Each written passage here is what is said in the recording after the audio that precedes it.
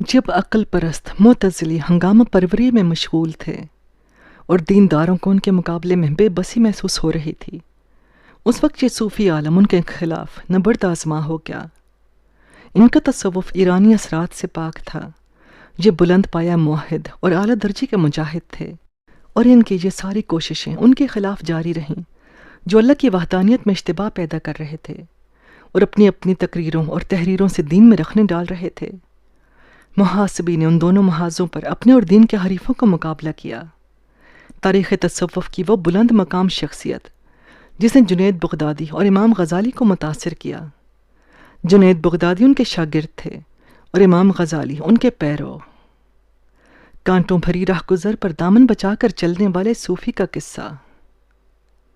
السلام علیکم لسنرز، پیش خدمت ہے ضیاء تسنیم بالگرامی کی تحریر ابو عبداللہ حارث محاسبی رحمۃ اللہ علیہ۔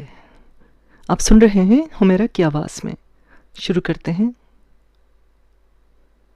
ان دنوں حضرت سری سکتی رحمۃ اللہ علیہ کا گھر تربیت گاہ بنا ہوا تھا۔ وہاں اس دور کے علماء، صوفیاء، فقہا اور فضلات جمع ہو جاتے، مختلف مسائل پر عالمانہ انداز میں گفتگو ہوتی، اور ہر کوئی وہاں سے کچھ نہ کچھ حاصل کر کے اپنے گھر واپس جاتا۔ انہی میں ابو عبداللہ حارث بن اسد محاسبی بھی شامل تھے۔ کہتے ہیں کہ آپ حساب میں بہت ماہر تھے، اس لیے آپ محاسبی مشہور ہو گئے۔ محاسبی ایک متمول گھرانے سے تعلق رکھتے تھے۔ باپ کا تعلق قدریہ فرقے سے تھا جو معتزلہ کہلاتے تھے۔ ان کا عقیدہ تھا کہ اللہ قدیم ہے اور قرآن حادث۔ اس پر زبردست ہنگامہ اٹھ کھڑا ہوا۔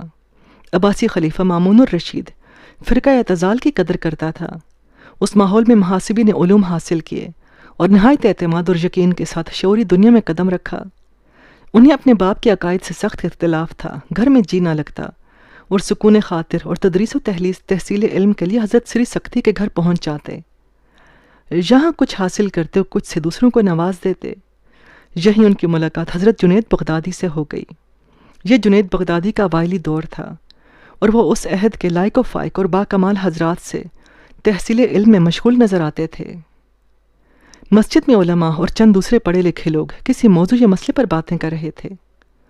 باتوں کا سلسلہ طویل ہوا اور جنید بغدادی بھی وہیں الجھے رہے۔ محاسبی یہاں نہیں تھے۔ کافی دیر بعد جنید بغدادی مسجد سے نکل کر اپنے ماموں سری سکتی کے پاس پہنچے۔ یہاں محاسبی بھی موجود تھے۔ سری سکتی نے جنید کو دیکھتے ہی سوال کیا، کہاں غائب تھے؟ میں کافی دیر سے تمہارا منتظر ہوں۔ جنید نے مؤدبانہ عرض کیا، مسجد میں علمی باتیں ہو رہی تھیں، ان میں میں بھی شامل ہو گیا۔ باتوں نے طول پکڑا اور مجھے یہاں آنے میں دیر ہو گئی۔ سری سکتی کی پیشانی پر بل پڑ گئے۔ فرمایا، جنید، میں یہ محسوس کر رہا ہوں کہ اب تم اپنا وقت عام لوگوں کے ساتھ بسر کرنے لگے ہو۔ جنید نے معذرت کر لی کہ آئندہ ایسا نہیں ہوگا، لیکن محاسبی کو یہ بات گراں گزری۔ یہ انسانی میل جول کو پسند کرتے تھے اور خلوت نشینی کو ناپسند۔ اس وقت تو کچھ نہیں بولے، لیکن کچھ عرصے بعد محاسبی جنید کے گھر پہنچے اور ان سے پوچھا، جنید، آج مجھے کچھ وقت دو گے؟ جنید ان کے ایک استاد، ایک مرشد کی طرح عزت کرتے تھے۔ پوچھا، کیوں نہیں؟ آپ بات کریں اور میں نہ سنوں؟ ایسا تو کبھی ہو نہیں سکتا۔ محاسبی نے کہا، تب پھر اٹھو، یہاں نہیں کہیں باہر چلتے ہیں، اس طرح سیر بھی ہو جائے گی اور کچھ کام کی باتیں بھی ہو جائیں گی۔ جنید کو خلوت پسند تھی، اور ان کے ماموں اور مرشد سری سکتی کی ہدایت بھی یہی تھی کہ خلوت کو کسی حال میں بھی ترک نہ کیا جائے۔ بولے، حضرت، مجھے جلوت سے وحشت ہوتی ہے، آپ کہیں اور نہ لے جائیں، جو باتیں کرنا ہو یہیں گھر میں ہی کر لیں۔ لیکن محاسبی اپنی بات پر اڑے رہے۔ بولے، تم جلوت سے کیوں گھبراتے ہو اور تمہیں خلوت کیوں اچھی لگتی ہے؟ جنید نے جواب دیا، استاد محترم، میں خلوت کی زندگی میں اپنے آپ کو بہت محفوظ محسوس کرتا ہوں۔ کیا آپ یہ پسند کریں گے کہ مجھے باہر کھینچ کر لے جائیں اور وہاں مجھے کسی ایسی راہ پر ڈال دیں جو خطرات سے پر ہو اور جہاں حواس کو پراگندہ کرنے والی کافی چیزیں موجود ہوں؟ محاسبی نے فرمایا، جنید، اس طرح مت سوچو۔ کیا رسول اللہ صلی اللہ علیہ وآلہ وسلم نے باہر سے تعلق منقطع کر لیا تھا؟ کیا انہوں نے مسلمانوں کو عزلت نشینی اور خلوت گزینی کی تعلیم دی تھی؟ کیا رسول مقبول صلی اللہ علیہ وآلہ وسلم اپنے صحابیوں اور ساتھیوں سے الگ تھلگ رہتے تھے؟ جنید لاجواب ہو گئے۔ بولے، مجھے خلوت ہی میں لذت ملتی ہے، میں تنہائی میں زیادہ لطف اور عافیت محسوس کرتا ہوں۔ محاسبی نے انہیں تسلی دی اور کہا، جنید ڈرو نہیں، میرے ساتھ چلو، ہم دونوں باہر چلیں گے اور وہیں باتیں کریں گے۔ جنید ان کی بات ماننے پر مجبور ہو گئے۔ دونوں باہر نکلے اور ایک طرف روانہ ہو گئے۔ دونوں جس راستے پر چل رہے تھے وہ بالکل سنسان اور ویران تھا۔ راستے میں کوئی قابل اعتراض چیز نظر نہ آئی۔ محاسبی انہیں ایک جگہ لے کر بیٹھ گئے اور بولے، جنید میں یہیں بیٹھ کر اپنے دوستوں کے ساتھ باتیں کیا کرتا ہوں۔ جنید خاموش رہے، محاسبی بھی چپ رہے۔ کچھ دیر بعد محاسبی کو یہ سکوت توڑنا پڑا۔ جنید سے کہا، جنید مجھ سے کوئی سوال کرو۔ جنید نے کچھ سوچتے ہوئے کہا، میں آپ سے کیا سوال کروں، کیا پوچھوں؟ محاسبی نے جواب دیا، کچھ بھی، کوئی بھی سوال۔ جنید نے صاف انکار کر دیا، مجھے آپ سے کوئی بھی سوال نہیں کرنا، میرے دل میں کوئی سوال نہیں۔ محاسبی نے اصرار کیا، جنید سوچو، غور کرو اور دیکھو، شاید کوئی سوال دل میں پیدا ہو، میرا طریقہ تعلیم یہی ہے۔ جنید نے ذہن پر زور دیا، پوچھا، علم اور عمل میں فضیلت کیسے حاصل ہے؟ آپ نے جواب دیا، علم عمل سے فائق ہے۔ جنید نے حیرت زدہ ہو کر اس کی وضاحت چاہی تو آپ نے کہا، ہم علم سے خدا کو پہچان سکتے ہیں جبکہ عمل سے اس کو پا نہیں سکتے۔ عمل بندے کی صفت ہے اور علم خدا کی۔ رسول مقبول صلی اللہ علیہ وآلہ وسلم نے فرمایا، گھڑی بھر کا تفکر 60 سال کی عبادت سے بہتر ہے۔ گویا دل کے اعمال اعضاء کے اعمال سے افضل ہیں۔ اس لیے کہا گیا ہے کہ عالم کی نیند عبادت اور جاہل کی بیداری گناہ ہوتی ہے۔ جنید نے سوال کیا، وہ کس طرح؟ محاسبی نے جواب دیا، وہ اس طرح کہ خواب ہو یا بیداری، عالم کا دل تو مغلوب ہوتا ہے، اور جب دل مغلوب ہو تو جسم بھی مغلوب ہو جاتا ہے۔ پس غلبہ حق سے مغلوب دل مجاہدے کے باعث حرکات ظاہر پر غلبہ نفس کی نسبت بہتر ہے۔ جنید کو آپ کی باتوں سے لذت محسوس ہونے لگی۔ لفظوں کی حلاوت اور آواز کی شیرینی نے جنید پر عجیب ہی کیفیت طاری کر دی۔ اب سوالات دل میں پیدا ہو رہے تھے، گویا امڑ رہے تھے۔ انہوں نے پوچھا، مراتب عالیہ کے حصول کے لیے کن خصلتوں کی ضرورت ہوتی ہے؟ جواب ملا، چند خصلتوں کی، ذہن نشین کرو، میں بتاتا ہوں۔ جنید ہمتن گوش تھے۔ محاسبی نے کچھ توقف کے بعد بتانا شروع کیا، انسان کو کبھی قسم نہیں کھانا چاہیے، کبھی جھوٹ نہ بولے، وعدہ کرے تو اسے ہر حال میں پورا کرے، ظالم پر بھی کبھی لعنت نہ بھیجے، کسی سے بدلہ نہ لے اور کسی کے حق میں بد دعا نہ کرے، کسی کے کفر و نفاق پر شاہد نہ بنے، گناہ سے کنارہ کشی اختیار کرے تو ظاہری اور باطنی طور پر کسی بھی طرح قصد گناہ نہ کرے، کسی کے لیے بار خاطر نہ بنے، دوسروں کا بار ختم کرنے میں مدد کرے، لالچ ختم کر دے اور دوسروں سے نا امید رہے، دوسرے کو اپنے سے بہتر تصور کرے، کسی بھی جاہ و مرتبت کی خواہش نہ کرے۔ جنید، کیا تم نے میری باتیں ذہن نشین کر لیں؟ جنید کے دل و دماغ پر سحر طاری تھا، گویا عالم خواب میں جواب دیا، ہاں میں نے انہیں ذہن نشین کر لیا ہے۔ آپ نے فرمایا، تب پھر تم یقین کر لو کہ جس نے میری ان باتوں پر عمل کیا تو وہ بامراد اور کامران رہے گا۔ اب جنید سے کوئی سوال نہیں کیا جا رہا تھا اور محاسبی پر وجد کی کیفیت طاری تھی۔ وہ کہہ رہے تھے، جنید، انسان پر ایک وقت ایسا بھی آتا ہے جب دل اور علم میں رکابت شروع ہو جاتی ہے۔ یہ بڑا نازک وقت ہوتا ہے۔ جنید کی لطف اندوزی میں اور اضافہ ہو گیا، پوچھا، کب؟ یہ کون سا نازک وقت ہوتا ہے؟ محاسبی نے جواب دیا، قرب الہی کی منزل میں۔ اس منزل میں قلب علم کا رقیب بن جاتا ہے۔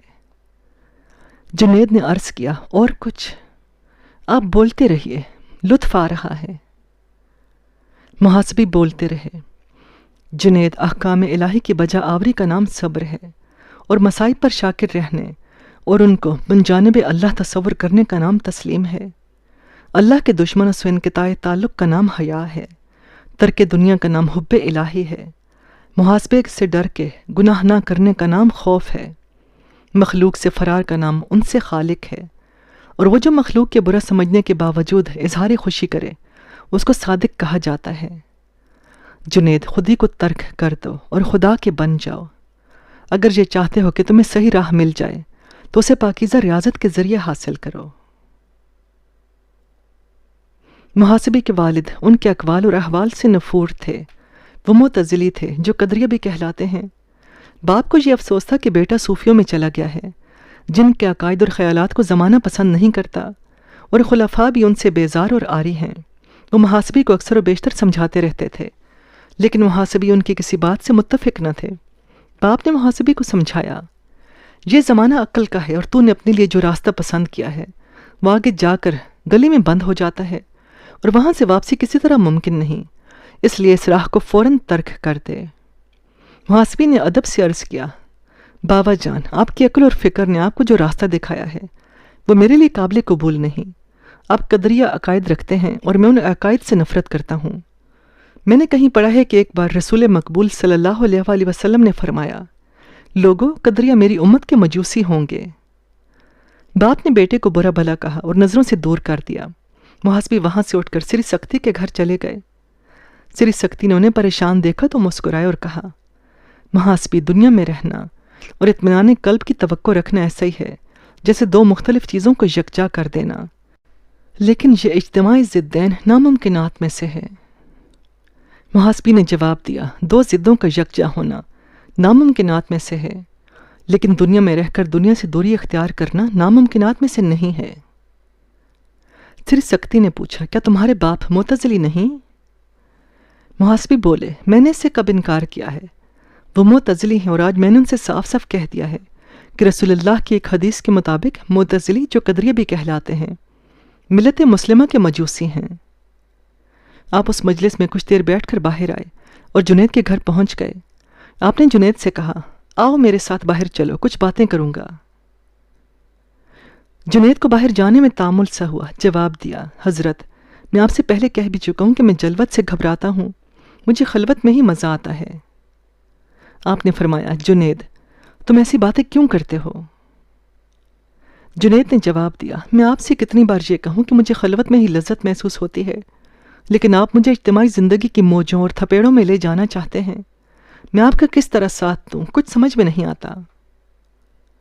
محاسبی کو جنید کی باتیں بہت گراں گزریں۔ بولے، تم کہاں تک مجھے یہ سناتے رہو گے کہ تمہیں خلوت ہی میں لذت محسوس ہوتی ہے؟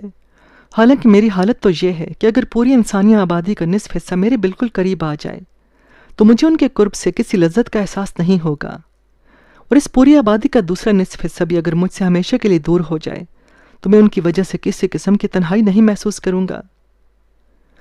جنید وہاں تو کچھ نہیں بولے، لیکن ایک دوسرے موقع پر انہوں نے اپنے کسی دوست سے کہا، جو شخص عقائد میں راسخ اور ذہن و دل میں پر اعتماد رہنا چاہے تو اسے چاہیے کہ لوگوں سے دور رہے، اس لیے کہ یہ زمانہ جس میں ہم رہ رہے ہیں بہت ہی ناسازگار ہے۔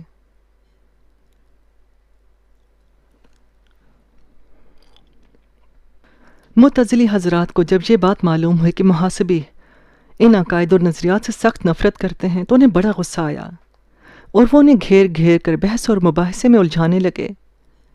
آپ بھی پیچھے ہٹنے والوں میں سے نہیں تھے، نہایت سرگرمی سے دلائل دینے لگے۔ کسی نے پوچھا، حارث المحاسبی، اللہ نے ہمیں عقل کیوں دی ہے؟ آپ نے جواب دیا، اس لیے کہ ہم علم حاصل کر کے عقل سے وہ کام لیں جو اللہ چاہتا ہے۔ معتزلی نے پوچھا، اللہ کیا چاہتا ہے؟ آپ نے جواب دیا، عرفان کا حصول، اللہ کو جاننے کے لیے علم اور عقل بہت ضروری ہے۔ معتزلی بہت خوش ہوا، اس نے خیال کیا کہ محاسبی اس کی دلیلوں میں پھنس جائیں گے اور انہیں قائل کرنے میں زیادہ دشواری نہیں پیش آئے گی۔ اس نے کہا، جب تم یہ مانتے ہو کہ اللہ نے عقل اس لیے دی ہے کہ علم حاصل کیا جائے، اور پھر علم اور عقل کی متفقہ اور متحدہ کوششوں سے اللہ کو جانا جائے، یہی بات تو ہم بھی کہتے ہیں، اور ہر بات عقل کی کسوٹی پر گھس کر اس کا کھرا کھوٹا الگ کر دیتے ہیں۔ محاسبی نے مسکراتے ہوئے پوچھا، لیکن اس کے ساتھ ہی یہ بھی تو بتائیں کہ عقل کی حدود کیا ہیں، اس کی رسائی کی حد کیا ہے؟ معتزلی نے جواب دیا، عقل کی حدود کا کوئی ٹھکانہ نہیں، اس کی رسائی بہت دور تک ہے، اس کی زد میں زمان بھی ہے اور مکان بھی۔ آپ نے فرمایا، بس میں تمہاری یہی بات نہیں مانوں گا، عقل کی رسائی زیادہ دور تک نہیں ہے، یہ ایک چھوٹا سا ترازو ہے جس میں پہاڑوں کو نہیں تولا جا سکتا۔ عقل دھوکے بھی اٹھاتی ہے، اس سے غلطیاں بھی ہوتی ہیں، اور زمانے کے ساتھ ساتھ عقلی فیصلوں اور اس کی رسائیوں اور نارسائیوں کی خامیوں کا پتہ چلتا رہتا ہے۔ عقل اس چراغ کی طرح ہے جو راستے میں اس لیے روشن کر دیا گیا ہو کہ اس سے لوگ رہنمائی حاصل کریں گے، مگر گھروں میں کیا ہو رہا ہے، چراغ کو اس کا کوئی علم نہیں۔ اللہ کی ذات کا عرفان جو وحی اور الہام سے حاصل کیا جا رہا ہو، اسے محض عقل سے کس طرح حاصل کیا جا سکتا ہے؟ جہاں عقل کی حدود ختم ہو جاتی ہیں، وجدان کی ابتدا وہیں سے ہو جاتی ہے۔ تم لوگ کس چکر میں گرفتار ہو، کس گمراہی میں مبتلا ہو، کس بلا کی اسیر ہو؟ معتزلی کو غصہ آ گیا، بولا، تم اسد کے بیٹے ہو اور تمہارا باپ اسد میرا پرانا دوست ہے۔ میں تمہیں تمہارے باپ کی وجہ سے معاف کرتا ہوں، ورنہ اس وقت میں تمہارے ٹکڑے کر دیتا۔ آپ نے مسکراتے ہوئے جواب دیا، خوب، تو تمہاری عقل کی حد ادراک کتنی معمولی اور کمتر ہے۔ تمہیں تو حد درجہ بردبار اور متحمل مزاج ہونا چاہیے تھا، لیکن تم تو اس کے برعکس ہو۔ معتزلی آپ کو بدستور برا بھلا کہہ رہا تھا۔ آپ اس کو اس کے حال پر چھوڑ کر اپنے گھر چلے گئے۔ باپ کو اس بحث مباحثے کا علم ہو چکا تھا۔ انہیں دیکھتے ہی طنزیہ لہجے میں پوچھا، علم، عقل، وجدان اور عرفان کی بحث سے جو کچھ تم نے حاصل کیا ہے، کیا تم اس سے مطمئن ہو؟ انہوں نے جواب دیا، ہاں، میں نے ان سے بہت کچھ حاصل کیا ہے۔ جب آپ کا وہ ہم خیال اور ہم عقیدہ میری دلیلوں سے عاجز آ کے غصے میں اپنے ہوش و حواس کھو بیٹھا تو مجھے یقین ہو گیا کہ میں حق پر ہوں اور اس کے حصے میں گمراہی ہے۔ باپ کو غصہ آ گیا، کہا، حارث، تم حد سے بڑھتے جا رہے ہو، میں اسے برداشت نہیں کر سکتا۔ انہوں نے جواب دیا، بابا جان، ہم نے برداشت ہی کی خو ڈالی ہے اور یہ برداشت عقل سے نہیں حاصل کی جا سکتی۔ باپ تل ملا کر رہ گئے، ایک دم نرم پڑ گئے، کہا، بیٹے حارث، میں پھر بھی یہ نہیں مانوں گا کہ ہم جس راستے پر چل رہے ہیں وہ درست نہیں ہے۔ عقل کے بغیر ہم اندھیروں میں سفر کریں گے اور تم لوگ اندھیروں میں ہی سفر کر رہے ہو۔ محاسبی اپنے باپ سے بحث نہیں کرنا چاہتے تھے، بولے، اب میں ان دلیلوں کو آپ کے سامنے کیوں لاؤں جن سے وہ معتزلی لاجواب ہو گیا تھا؟ اس وقت میں جواب میں یہی کہوں گا کہ جس عقل پر آپ لوگوں کو بڑا ناز ہے وہ انسان کو ہمیشہ مضطرب اور بے چین ہی رکھتی ہے۔ شک اور تردد اس کے پھل ہیں، تذبذب اور بے یقینی اس کا حاصل۔ عقل پر ایک حد تک ہی بھروسہ کیا جا سکتا ہے، زیادہ اور مکمل بھروسہ نہیں۔ دونوں میں اتنی رنجش اور تلخی بڑھی کہ وہ بات کو بڑھائے بغیر ایک دوسرے کے سامنے سے ہٹ گئے۔ اس دوران باپ کی طبیعت خراب ہو گئی اور حکیم و طبیبوں نے انہیں جواب دے دیا۔ محاسبی دن رات باپ کی خدمت اور تیمارداری میں مشغول رہنے لگے۔ باپ کو بھی اپنے بیٹے کی خدمتوں کا اعتراف تھا۔ جب ان کی حالت بہت زیادہ خراب ہو گئی اور انہوں نے اپنے بیٹے کو غمگین اور اداس دیکھا تو خوش ہو گئے، پوچھا، حارث، میں تم سے بہت خوش ہوں، تو نے اپنا حق ادا کر دیا۔ محاسبی نے جواب دیا، میں بھی بہت خوش ہوں کہ آپ کی خدمت اور تیمارداری کر سکا، لیکن اس کے ساتھ ہی یہ افسوس بھی ہے کہ آپ غلط عقائد اور خیالات کے ساتھ اللہ کے پاس جا رہے ہیں اور توبہ اور استغفار کا آخری موقع بھی گنوائے دیے جا رہے ہیں۔ باپ نے جواب دیا، لیکن میں بالکل فکر مند نہیں۔ میں اس دنیا سے مطمئن اور پر یقین جا رہا ہوں۔ میں اپنی زندگی کے ان آخری لمحات میں بھی خود کو حق پر سمجھ رہا ہوں۔ اے کاش تو اس یقین اور طمانینت کو اپنی آنکھوں سے دیکھ سکتا۔ محاسبی نے افسوس کرتے ہوئے کہا، بابا جان، افسوس کے اس وقت میں سے زیادہ اور کیا کہہ سکتا ہوں کہ آپ کے جسمانی اور روحانی دونوں ہی مرض لا علاج ہیں۔ اللہ آپ پر رحم فرمائے۔ باپ کی حالت میں روز افزوں ابتری پیدا ہوتی چلی گئی اور بالآخر ایک دن ان کا انتقال ہو گیا۔ محاسبی کو صدمے نے کئی دن تک نہ ڈھال رکھا۔ جب آہستہ آہستہ نسیان کے عمل نے اس زخم پر مرہم رکھنا شروع کیا تو محاسبی کو خیال آیا کہ ان کے مرحوم باپ اسد نے ان کے لیے نقد رقم کتنی چھوڑی ہے۔ انہوں نے اس رقم کو مختلف جگہوں سے اکٹھا کیا اور اس کی گنتی کرنے لگے۔ یہ کل 30,000 درہم تھے۔ آپ نے اس سلسلے میں خلیفہ سے رجوع کیا اور اس سے کہا، میں ان 30,000 درہموں کو اپنے صرفے میں نہیں لانا چاہتا۔ خلیفہ نے پوچھا، وہ کیوں؟ تم اسد مرحوم کے بیٹے ہو اور ان کا یہ ترکہ تمہارا حق ہے۔ محاسبی نے جواب دیا، میرا باپ معتزلی قدری تھا اور مجھے معلوم ہوا ہے کہ رسول اللہ صلی اللہ علیہ وسلم قدریوں کو اسلام کے مجوسی فرمایا کرتے تھے۔ خلیفہ نے دریافت کیا، پھر ان 30,000 درہموں کا کیا بنے گا؟ ان کا مصرف کیا ہوگا؟ محاسبی نے اپنا فیصلہ دو ٹوک سنا دیا اور کہا، میں اس رقم کو بیت المال میں جمع کرا دینا چاہتا ہوں، بس یہی اس کا مصرف ہے میری نظر میں۔ خلیفہ نے اس رقم کو بیت المال میں جمع کرا دیا۔ آپ نے تدریس کا پیشہ اختیار کیا اور اس سے آپ کو بہت زیادہ آمدنی ہو جاتی تھی۔ جس مکان میں رہتے تھے وہ مکان کیا ایک شاندار حویلی تھی۔ اس حویلی میں آسودہ حال زندگی بسر کر رہے تھے۔ گھر میں ایک بڑا پرندہ بھی پال رکھا تھا۔ یہ پرندہ کسی کسی وقت بڑی خوش الحانی سے گانا شروع کر دیتا تھا۔ اس کے گانے اور آواز کو جو بھی سنتا بہت متاثر ہوتا۔ بغداد کے ایک دوسرے مشہور زمانہ صوفی ابو حمزہ سے آپ کے بڑے قریبی تعلقات تھے۔ دونوں کبھی کبھی یکجا ہو جاتے اور اپنا زیادہ وقت مختلف مسائل کو زیر بحث لا کر فریق ثانی کو شرمندہ کر دیا کرتے تھے۔ ایک بار محاسبی نے ابو حمزہ سے کہا، ابو حمزہ، آپ کو یوں چپ چاپ میرے پاس نہیں آنا چاہیے۔ جب بھی آئیں داخلے کی اجازت مانگے، پھر جب اجازت مل جائے تو اندر داخل ہو جائیں۔ ابو حمزہ کو ہنسی آ گئی، بولے آئندہ ایسا ہی ہوگا۔ ابو حمزہ نے دوبارہ آنے پر اپنے چند ارادت مندوں کو باہر ہی چھوڑ دیا اور اندر پہنچ کر انہوں نے محاسبی سے کہا، محاسبی، میں نے چند ارادت مندوں کو باہر ہی کھڑا کر دیا ہے، اگر آپ اجازت دیں تو میں انہیں بھی اندر بلا لوں؟ آپ نے جواب دیا، فوراً بلوا لو، ورنہ ان کا کیا، بیچارے یوں ہی کھڑے رہیں گے۔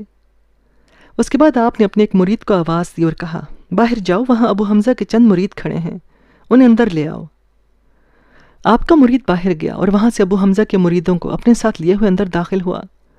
آپ نے ان سب کو اپنے سامنے بٹھا لیا۔ ابو حمزہ آج بطور خاص حویلی کی شان و شوکت پر غور کر رہے تھے۔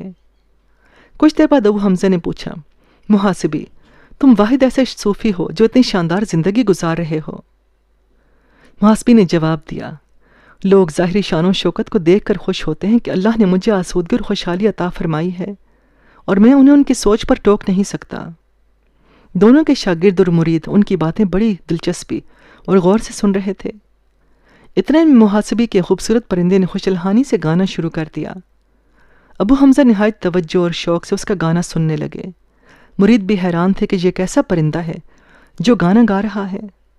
ابو حمزہ پر وجد کی کیفیت طاری ہو چکی تھی، بے ساختہ کہا، محاسبی، یہ تو خدا ہے۔ محاسبی کی حالت ہی غیر ہو گئی، ان کو غصہ آ چکا تھا، تاؤ میں کھڑے ہو گئے اور کہیں سے چاقو اٹھا لائے اور اسے ابو حمزہ کے سینے پر رکھ دیا اور کہا، اے ابو حمزہ، توبہ کرو اور اپنے الفاظ واپس لو، ورنہ میں تمہیں قتل کر دوں گا۔ ابو حمزہ نے جواب دیا، واہ محاسبی واہ، یہ شان و شوکت، اتنی عالی شان حویلی میں رہائش، میں نے تو یہ اندازہ لگایا تھا کہ تم اندر سے پکے دنیا دار ہو۔ میں سوچتا ہوں کہ اگر تم میں میری یہ بات سننے کی طاقت نہیں تھی تو تمہیں اس عالی شان مکان میں نہیں رہنا چاہیے۔ تمہارا لباس بھی شاندار ہے، تمہیں یہ لباس بھی نہیں پہننا چاہیے۔ محاسبی نے کہا، کیا تم نے میری بات توجہ سے نہیں سنی؟ تم اپنے الفاظ واپس لو، ورنہ میں وہی کروں گا جس کا بھی ابھی اعلان کیا تھا۔ لیکن ابو حمزہ پر اس بار بار کی دھمکی کا کوئی اثر نہیں ہو رہا تھا۔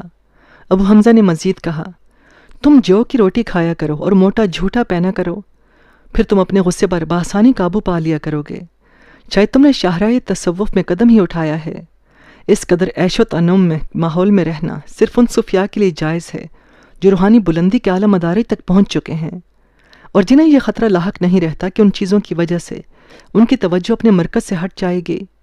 میں نے تمہیں جس ماحول میں دیکھا اسے یہی اندازہ لگایا ہے کہ تم نے جس قسم کا استغنا حاصل کیا ہے اسے تم اپنے گرد و پیش سے غافل اور بے نیاز ہو گئے ہو۔ اب محاسبی کے شاگردوں کی باری تھی۔ وہ اپنے استاد اور شیخ کو اس کے شب و روز کے اشغال اور معمولات سے جانتے تھے اور ابو حمزہ سے بھی اچھی طرح واقف تھے۔ انہوں نے اپنے استاد سے پوچھا، شیخ محترم، ہمیں اچھی طرح معلوم ہے کہ ابو حمزہ موحد اور برگزیدہ ولی ہیں، پھر آپ نے ان پر شک کیوں کیا؟ محاسبی نے جواب دیا، میں ابو حمزہ پر شبہ نہیں کرتا، میں یہ بھی جانتا ہوں کہ ان کے خیالات عمدہ اور پاکیزہ ہیں۔ مجھے یہ بھی معلوم ہے کہ ابو حمزہ ایک پکے دیندار اور اللہ وحدہ لا شریک کے صمیم قلب سے قائل ہیں۔ جب انہوں نے پرندے کو خدا کہہ دیا تو میں یہ سوچنے پر مجبور ہو گیا کہ ابو حمزہ ایسی بات کیوں کر رہے ہیں جو عقیدہ حلول ارواح کے قائل حلولی کیا کرتے ہیں۔ مجھے اچانک یہ احساس ہوا کہ ابو حمزہ بھی شاید انہی میں سے ہیں اور ان کے عقائد بھی حلولیوں سے ماخوذ نظر آتے ہیں۔ ابو حمزہ نے کہا، محاسبی، تم زیادتی کر رہے ہو، تم مجھ پر ظلم کر رہے ہو۔ محاسبی نے جواب دیا، اے ابو حمزہ، میں نے تم پر نہ تو ظلم کیا ہے اور نہ ہی کسی قسم کی زیادتی۔ میں تو یہ سوچتا ہوں کہ آخر تمہیں ہو کیا گیا ہے۔ اگر ایک غیر عاقل پرندہ عام پرندوں کے انداز میں سر نکالتا ہے تو اس کے سروں میں خدایا و کائنات کی آواز کیوں نکلنے لگی؟ خدا ایک ناقابل تقسیم وجود ہے اور ایک ابدی چیز ہے جو کبھی مجسم نہیں ہو سکتی اور نہ ہی وہ مظاہر کے ساتھ متحد یا مخلوط ہو سکتی ہے۔ ابو حمزہ نے آپ کی معرفت کا یہ انداز دیکھا تو بے اختیار بول اٹھے، اے محاسبی، اگرچہ میرے نظریات میں کوئی غلطی نہیں ہے، لیکن مجھے اس کا بھی یہ احساس ہے کہ میں نے جو کچھ کہا ہے اس سے ہر کوئی یہی سمجھے گا کہ میری باتوں میں بدنیتی اور غلط عقیدہ لوگوں کی مشابہت موجود ہے۔ میں اس پر حد درجہ شرمسار ہوں اور اپنے الفاظ واپس لیتا ہوں۔ محاسبی نے انہیں سمجھاتے ہوئے کہا، شیخ، میں آپ کو مشورہ ہی دے سکتا ہوں کہ آپ منموجی صوفیاء کی طرح ناقابل یقین اور جذباتی انداز میں باتیں نہ کیا کریں، اپنی زبان سے عجیب و غریب باتیں نہ نکالا کریں۔ آپ خود کو ان صوفیاء میں شامل نہ کریں جو روحانیت کے نشے میں مست بہت ہی دنیاوی قسم کے مظاہر میں خدا کے وجود کو دیکھا کرتے ہیں۔ انسان کا ذہن صرف خدائے عز و جل کی طرف متوجہ رہنا چاہیے۔ ابو حمزہ خاصی شرمندہ نظر آ رہے تھے، وہ محاسبی کو اتنا بڑا موحد نہیں سمجھے تھے۔ آپ کی خوراک بہت معمولی تھی اور اس میں بھی بہت احتیاط سے کام لیتے تھے۔ آپ کے مرید اور ارادت مند بھی اگر آپ کو کھانے پر مدعو کرتے تھے تو آپ بمشکل اس پر راضی ہوتے۔ آپ کا یہ رویہ اکثر دل شکنی کا باعث بن جایا کرتا تھا۔ آخر آپ کے مریدوں میں یہ بحث چھڑ گئی کہ آپ ایسا کیوں کرتے ہیں۔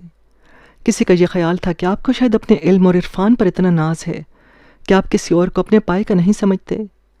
کچھ کا یہ خیال تھا کہ آپ شاید سب سے بے تکلفی پسند نہیں فرماتے، اس لیے احتیاط کرتے ہیں۔ کسی نے آپ کے محتاط طریقے کے بارے میں اپنی رائے دی تو یہ کہا، پیر و مرشد کو اپنے مریدوں کی دل شکنی نہیں کرنا چاہیے۔ دوسرے نے اپنے ساتھی سے اتفاق نہیں کیا، بھائی دراصل بات وہ نہیں جو تم نے سمجھ رکھی ہے۔ میرا خیال ہے پیر و مرشد دل شکنی نہیں کرتے، انہیں مشتبہ نوالوں سے بچنا پڑتا ہے، اس لیے وہ حد درجہ احتیاط پسند ہو گئے ہیں۔ ایک شخص کچھ زیادہ ہی شاکی نکلا، اس نے کہا، میں نے تو یہ فیصلہ کیا ہے کہ میں ان کی دعوت کروں گا۔ اگر انہوں نے میری دعوت قبول کر لی اور میرے گھر تشریف لے آئے تو ٹھیک ہے، ورنہ میں اس در سے کنارہ کش ہو جاؤں گا اور کسی ایسے مرشد کا دامن پکڑ لوں گا جو تکلفات سے کام نہ لے۔ اس شخص کی یہ باتیں جس نے بھی سنی ناخوش ہوا، لیکن یہ باز نہیں آیا۔ آپ کے پاس گیا اور کہا، حضرت، کل شام کا کھانا آپ میرے ساتھ کھائیں تو کرم ہوگا۔ محاسب متبسم ہوئے اور عرض کیا، اگر کھانے پر ہی ہم دونوں کا رشتہ قائم ہے تو یہ رشتہ کب تک قائم رہے گا؟ مرید نے عرض کی، حضرت، رشتہ تو زندگی بھر کا ہے، مگر یگانگت اور اپنائیت کا اظہار تو ہونا چاہیے۔ آپ نے پوچھا، آج سے پہلے میں نے تجھ سے کبھی یہ نہیں کہا کہ تو کرتا کیا ہے، مگر آج یہ سوال ضرور کروں گا۔ مرید نے جواب دیا، حضرت کیا عرض کروں، اللہ کا دیا گھر میں اتنا موجود ہے کہ کسی کام کی ضرورت ہی نہیں پیش آتی۔ آپ نے مزید دریافت کیا، گھر میں جو کچھ ہے کیا وہ سارا تیرا ہی ہے؟ مرید نے ڈرتے ڈرتے عرض کیا، حضرت، گھر میں جو کچھ ہے میرا ہی ہے، کیا آپ کو اس پر کسی قسم کا شبہ ہے؟ آپ نے جواب دیا، میں نے تیری دعوت قبول کر لی، باقی باتیں تیرے گھر میں ہی ہوں گی۔ آپ شام کو اس کے گھر تشریف لے گئے۔ اس وقت آپ کے ساتھ بعض مرید بھی تھے۔ صاحب خانہ نے آگے بڑھ کر آپ کا استقبال کیا۔ آپ نے گھر میں داخل ہوتے ہی پہلا سوال کیا، بچوں کو بلا، مجھے بچے بہت اچھے لگتے ہیں۔ مرید نے جواب دیا، حضرت، میں بچوں سے محروم ہوں، اللہ کو یہ بات شاید منظور نہیں۔ آپ نے فرمایا، لیکن مجھے تو اس گھر میں بچوں کی خوشبو محسوس ہو رہی ہے، پھر یہ کیوں کر کہہ سکتا ہے کہ اس گھر میں بچے موجود نہیں؟ مرید سٹپٹا گیا، میں نے یہ کب کہا کہ اس گھر میں بچے نہیں؟ میں تو یہ کہہ رہا ہوں کہ میں خود اولاد کی دولت سے محروم ہوں۔ آپ نے پھر اصرار کیا، بچوں کو میرے پاس لا، میں ان سے ملنا چاہتا ہوں، انہیں میرے پاس تو لے کر آ۔ مرید اندر گیا، بیوی نے ان دونوں کی باتیں سن لی تھیں، بولی، میں تو پہلے اس دعوت کے خلاف تھی، تم پر ہی اپنے پیر و مرشد کی دعوت کرنے کا دورہ پڑا ہوا تھا۔ شوہر نے بھچی بھچی آواز میں کہا، نیک بخت، یہ جھگڑنے کا وقت نہیں ہے، اب تو یہ مشورہ دے کہ میں کیا کروں، ان کے اس مطالبے کو کس طرح ٹالوں؟ بیوی نے جواب دیا، ان سے صاف صاف کہہ دو کہ یہاں کوئی بچہ نہیں، کیا محلے والوں کے بچے لائے جائیں؟ شوہر کی جھنجھلاہٹ میں اضافہ ہوتا جا رہا تھا، بولا، تو بالکل ہی احمق نکلی، میں انہیں ٹال نہیں سکتا، انہیں گھر میں بچوں کی خوشبو محسوس ہو رہی ہے، میں ان سے جھوٹ کس طرح بولوں، میرا جھوٹ ان کے آگے چلے گا ہی نہیں۔ بیوی نے منہ سجا لیا، بولی، یہ سب پھر مجھ سے کیوں پوچھتے ہو، لے جاؤ انہیں، جو چاہو کرو، لگوا لو اپنے چہرے پر کالک۔ شوہر نے کمرے کا تالا کھولا اور اس میں سے 2 بچوں کو نکالا، ان میں ایک لڑکا تھا، دوسری لڑکی۔ ان دونوں کو آنکھیں دکھاتے ہوئے بولا، دیکھو، میں تم دونوں کو اپنے پیر و مرشد کے پاس لے چلتا ہوں، وہاں خبردار یہ نہ بتانا کہ تم دونوں میرے بھتیجے بھتیجی ہو، میں پیر و مرشد کو یہ بتاؤں گا کہ میں نے تم دونوں کو بے سہارا سمجھ کر اپنے گھر میں رکھ لیا ہے۔ دونوں بچے بہت ڈرے سہمے ہوئے تھے، ان سے بولا بھی نہیں جا رہا تھا، ان کے جسم پر کپڑے بھی صحیح سلامت نہیں تھے۔ شوہر ان دونوں کو پہلے اپنی بیوی کے پاس لے گیا اور کہا، ان دونوں کے کپڑے تو بدلوا دے، ان کپڑوں میں لے کر جاؤں گا تو وہ کیا کہیں گے۔ بیوی نے پھر وہی تلخ اور ترش لہجہ اختیار کیا، اور کپڑے ہیں کہاں جو بدل دوں، میں فضول چکروں میں نہیں پڑتی۔ شوہر مجبوراً ان دونوں کو اسی حال میں اپنے پیر و مرشد کے روبرو لے گیا، بولا، یہ دونوں بچے ہیں اس گھر میں جن کی آپ خوشبو محسوس کر رہے تھے۔ آپ نے دونوں کو بغور دیکھا، بچوں کی آنکھیں بھیگ چکی تھیں۔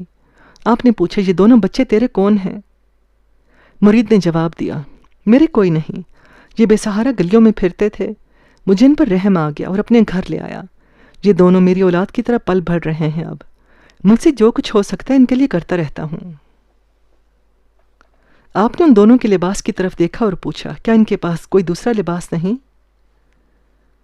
مرید نے بدحواس لہجے میں جواب دیا، کیوں نہیں، دوسرے لباس بھی ہیں ان دونوں کے پاس، یہ گلی میں کھیل رہے تھے، آپ نے حکم دیا تو میں انہیں یہ جس حال میں بھی تھے آپ کے پاس لے آیا۔ دونوں کے لباس بھی نہلا دہلا کر بدل دیے جائیں گے۔ محاسبی نے مرید کو حکم دیا، اچھا اب تو اندر جا اور ان دونوں کا کھانا بھی یہی میرے پاس لے آ، یہ بچے تو بہت پیارے ہیں، میں ان سے باتیں کروں گا۔ مرید اندر چلا گیا، لیکن جاتے جاتے نظریں بچا کر دونوں کو آنکھیں دکھا دیا کہ گویا کہہ رہا ہو، خبردار جو ادھر ادھر کی کوئی بات کی وہی بتانا جو میں نے بتایا ہے۔ مرید کے جاتے ہی آپ نے بچوں سے پوچھا، بچوں تم دونوں اس کے کیا لگتے ہو؟ اس سوال نے دونوں بچوں کو خوف زدہ کر دیا۔ لڑکے نے جواب دیا، ہم دونوں لاوارث ہیں، ہم بے سہارا اور بے آسرا ہیں۔ لیکن محاسبی نے ان کے جواب پر اعتبار نہیں کیا، فرمایا، میں نے تم دونوں سے کہہ چو دیا ہے کہ ڈرو مت، جو بات سچ ہے صاف صاف مجھے بتا دو۔ لڑکی نے کچھ کہنا چاہا تو لڑکے نے اس کے منہ پر ہاتھ رکھ دیا، بولا، خبردار جو کچھ بتایا چچا جان سنیں گے تو ہمیں جان سے مار دیں گے۔ آپ نے حیرت سے کہا، کیا کہا، چچا جان؟ کس کا چچا جان؟ لڑکے نے جواب دیا، نہیں بس یوں ہی، یہ میری بہن ہے، خواہ گھبرا رہی ہے، جب میں سے یہ کہتا ہوں کہ گھبرانے کی ضرورت نہیں تو یہ کیوں گھبرا جاتی ہے؟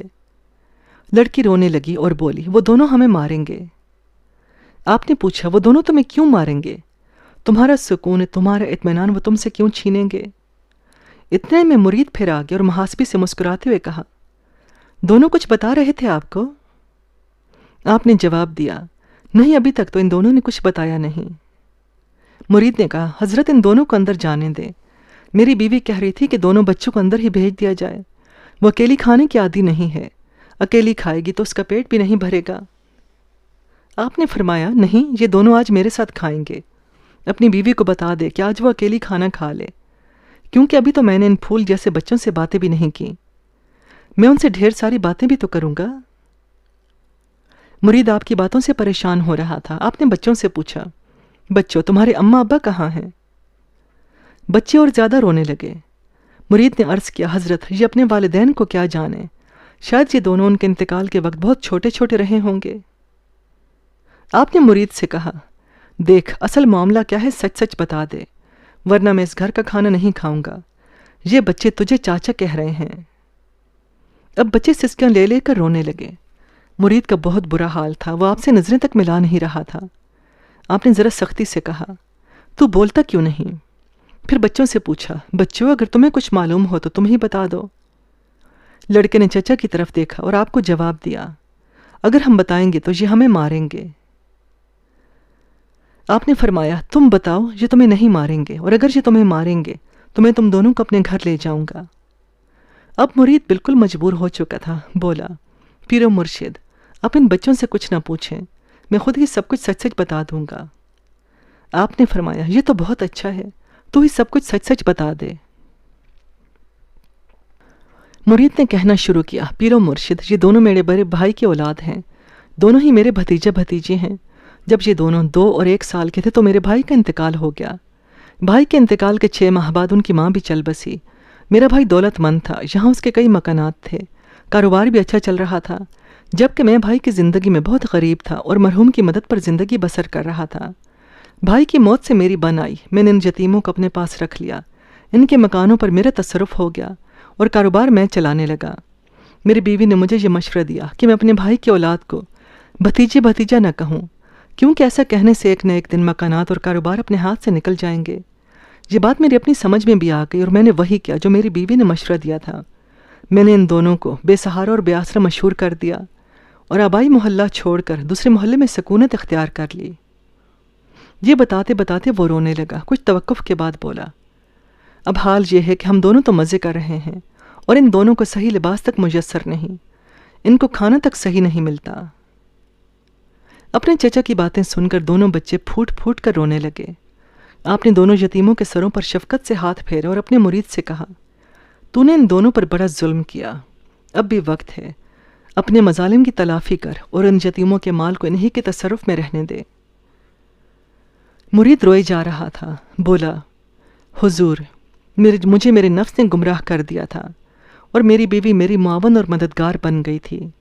مجھے معلوم ہے کہ میں اب بھی ان بچوں کے ساتھ اگر کچھ کرنا چاہوں گا تو میری بیوی میری مخالفت کرے گی، لیکن اب میں نے یہ فیصلہ کر لیا ہے کہ اگر میری بیوی نے میری مخالفت کی اور ان یتیموں سے اچھا سلوک نہ کیا تو میں اس کو طلاق دے دوں گا۔ آپ نے مرید کو سمجھایا، ایسا نہ کرنا، بیوی کو سمجھا اور اسے اپنے قابو میں رکھ، اللہ تیری مدد کرے گا۔ اس کے بعد آپ کھڑے ہو گئے اور فرمایا، اب میں چلوں گا۔ مرید نے جواب دیا، کہاں؟ آپ نے جواب دیا، اپنے گھر، اور کہاں؟ مرید نے عرض کیا، لیکن میں نے تو آپ کی دعوت کی ہے۔ آپ نے جواب دیا، میں مشتبہ نوالے نہیں کھاتا، اور اب جب کہ میں یہ جان چکا ہوں کہ یہاں جو کچھ ہے ان یتیموں کا ہے تو میں اس گھر کا کھانا کیوں کر کھا سکتا ہوں؟ میرے اللہ نے مجھے بچا لیا، میں بال بال بچ گیا۔ مرید لاجواب ہو گیا۔ آپ نے واپس جاتے جاتے دونوں یتیموں سے کہا، بچوں، اب میں اس گھر میں آتا جاتا رہوں گا، اب تمہارے چچا چچی تم پر ظلم نہیں کر سکیں گے۔ دونوں یتیموں نے کہا، آپ ہمیں اپنے ساتھ لے چلیں، بعد میں یہ لوگ ہمیں ستائیں گے۔ آپ نے دونوں کو مزید تسلیاں دی، نہیں ستائیں گے، اگر ستائیں گے تو میں ان دونوں کے ستانے کا انتظام کر دوں گا۔ آپ نے دونوں یتیموں کے سروں اور پیشانیوں کو بوسے دی اور مرید سے کہا، دیکھ، ایک بار اور سن لے، اب انہیں ہرگز نہ ستانا۔ آپ وہاں سے کچھ کھائے پیے بغیر ہی چلے آئے۔ آپ کی طبیعت میں کسل مندی آ گئی تھی، سیدھے جنید بغدادی کے گھر پہنچے اور جنید سے کہا، اس لیے میں کسی کے گھر کھاتا پیتا نہیں۔ جنید بغدادی نے واقعہ پوچھا، آخر بات کیا تھی استاد محترم؟ آپ نے پورا واقعہ سنا دیا اور کہا، وہ تو میرے اللہ نے میری مدد کی، ورنہ میں تو گناہ گار ہو گیا تھا۔ جنید بغدادی نے محسوس کیا کہ آپ بھوکے ہیں، پوچھا، کھانا لاؤں؟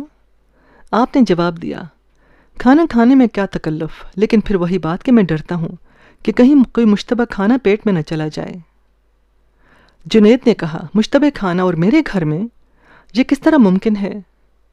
آپ نے جواب دیا، مشتبہ کھانا ہر جگہ ہو سکتا ہے، تمہارے گھر میں بھی ہو سکتا ہے، میرے گھر میں بھی ہو سکتا ہے۔ جنید کو آپ کی باتوں پر حیرت ہو رہی تھی، پوچھا، وہ کس طرح؟ آپ نے جواب دیا، منگاؤ کھانا، پھر یہ بھی بتا دوں گا۔ جنید نے اپنے خدمتگار کو کھانا لانے کا حکم دیا۔ کچھ دیر بعد خدمتگار کھانا لے آیا۔ آپ نے جنید کو اپنے قریب بلایا اور کہا، میں کھانا کھانے کی کوشش کروں گا، تم مشاہدہ کرنا اور دیکھنا کہ میرا اللہ مجھے اس سے کس طرح باز رکھتا ہے۔ جنید پاس بیٹھ گئے۔ آپ نے کھانے کی طرف ہاتھ بڑھایا تو انگلیوں نے جواب دے دیا۔ وہ شل ہو چکی تھیں، ان کو کھانے تک لے جانا محال ہو گیا تھا۔ آپ نے جنید سے کہا، جنید، میری انگلیاں شل ہو چکی ہیں، کھانے تک نہیں پہنچ رہیں۔ جنید کو بہت دکھ ہو رہا تھا، بولے، استاد محترم، یہ آپ کیا کہہ رہے ہیں؟ میرے گھر کا کھانا اور مشتبہ، یہ کس طرح ممکن ہے؟ جنید کو بہت دکھ ہو رہا تھا۔ آپ نے جواب دیا، میں خود حیران ہوں کہ ایسا کیوں ہے، لیکن میں جو کہہ رہا ہوں وہ بھی غلط نہیں۔ جنید نے آپ کے ہاتھ کو پکڑ کر کھانے تک لے جانا چاہا، لیکن وہ بھاری اور بوجھل تھا، اتنا بھاری اور بوجھل کہ جنید کی طاقت بھی جواب دے گئی۔ آپ نے کہا، جنید، میری بات مان لو، یہ کھانا صحیح نہیں ہے، مشتبہ ہے۔ جنید نے خدمتگار کو آواز دی، ادھر آ، میں یہ کیا سن رہا ہوں؟ خدمتگار نے پوچھا، کیا؟ جنید نے جواب دیا، استاد محترم میرے اس کھانے کو مشتبہ قرار دے رہے ہیں۔ خدمتگار مشتبہ کا مطلب نہیں سمجھا، پوچھا، میں آپ کا مطلب نہیں سمجھا کہ مشتبہ سے آپ کا مطلب کیا ہے؟ جنید نے جواب دیا، مشتبہ سے ہمارا یہ مطلب ہے کہ یہ کھانا حلال کی کمائی کا نہیں ہے۔ خدمتگار کسی سوچ میں پڑ گیا، کچھ دیر بعد بولا، اچھا، تو مشتبہ سے آپ کا یہ مطلب ہے، اگر اس کا یہ مطلب ہوتا ہے تو میں بھی یہی کہوں گا کہ کھانا شاید مشتبہ ہی تھا۔ جنید نے پوچھا، وہ کس طرح؟ میرے گھر میں مشتبہ کھانا، یہ کس طرح ممکن ہے؟ خدمتگار نے جواب دیا، یہ کھانا پڑوس کے گھر سے آیا تھا، شادی کی تقریب سے۔ چونکہ اس گھر میں شادی میں کوئی گیا نہیں تھا، اس لیے ان لوگوں نے کھانا گھر بھیج دیا تھا۔ جنید سر پکڑ کر بیٹھ گئے۔ پوچھا، وہ لوگ کرتے کیا ہیں؟ خدمتگار نے جواب دیا، کاروبار، چیزوں کی ذخیرہ اندوزی کرتے ہیں، اور جب ذخیرہ کی ہوئی چیزوں کی کمی واقع ہو جاتی ہے تو اس کو 10-12 گنا زیادہ قیمتیں وصول کر کے بیچتے ہیں۔ یہ لوگ اسلام میں یہودی کہلاتے ہیں۔ جنید کو بڑی شرمندگی ہو رہی تھی۔ محاسبی بہت خوش تھے کہ اللہ نے انہیں مشتبہ کھانے سے محفوظ رکھا تھا۔ محاسبی کو بھوک بھی شدت کی لگی ہوئی تھی۔ جنید نے اسی وقت جو کی روٹی پکائی اور اسے آپ کے سامنے رکھ دیا۔ محاسبی نے یہ روٹیاں بڑے شوق سے کھائیں اور جنید سے کہا، فقراء کی تواضع اسی طرح کی جاتی ہے۔ یہ وہی دور تھا جب احمد بن حنبل رحمۃ اللہ علیہ مسئلہ خلق قرآن کے سلسلے میں معتزلیوں سے برسر پیکار تھے۔ امام احمد بن حنبل کو صوفیوں سے اختلاف تھا۔ وہ صوفیوں کی ان باتوں سے نفرت کرتے تھے جو سننے میں عجیب و غریب ہوا کرتی تھیں، اور ان کے معنی اور مطالب بھی صاف اور واضح نہیں ہوتے تھے۔ محاسبی بھی اس کے خلاف تھے، اور یہ بھی فرقہ اعتزال کے خلاف لفظی، منطقی اور کلامی جنگ میں مشغول تھے۔ یہ جنگ بحث و مباحثہ کی شکل میں بھی تھی اور تصنیف کی صورت میں بھی۔ جب محاسبی علم و عقل اور منقول و معقول کے درمیان فرق اور امتیاز کرتے تو امام احمد بن حنبل کے خیال میں وہ ان ہتھیاروں کو اپناتے تھے جو معتزلہ استعمال کرتے چلے آ رہے تھے۔ محاسبی ایمان اور معرفت کو دو الگ الگ چیزیں قرار دیتے تھے، اور قرآن پاک کے الفاظ کو مخلوق اور ان کے معنی اور مطالب کو ازلی اور قدیم قرار دیتے تھے۔ امام احمد بن حنبل ان کے ان خیالات کو بالکل ناپسند فرماتے تھے۔ امام احمد بن حنبل نے ان کی کتابوں اور خیالات کی اتنی شدید مخالفت کی کہ ان کے ماننے والوں نے محاسبی کو بغداد چھوڑنے پر مجبور کر دیا تھا۔ وہ کچھ دنوں کے لیے بغداد سے کہیں اور چلے گئے۔ محاسبی کا دل ٹوٹ گیا، اور ان کے پاس آنے جانے والوں کی تعداد میں نمایاں کمی واقع ہوتی چلی گئی، یہاں تک کہ جب 243 ہجری میں ان کا انتقال ہوا تو ان کے جنازے میں صرف 4 آدمی تھے۔ لیکن محاسبی نے اپنی تصنیفات کی شکل میں جو سرمایہ چھوڑا تھا وہ مدتوں اثر انداز ہوتا رہا۔ چنانچہ بعد میں امام غزالی نے محاسبی کے بارے میں یوں اظہار خیال کیا، وہ انسانی سلوک کے بارے میں اپنے خصوصی افکار اور نظریات کی بدولت بہت ممتاز اور منفرد ہیں۔ وہ روح کے پیدائشی کمزوری اور انسانی عمل کی برائی کو تسلیم کرتے ہیں۔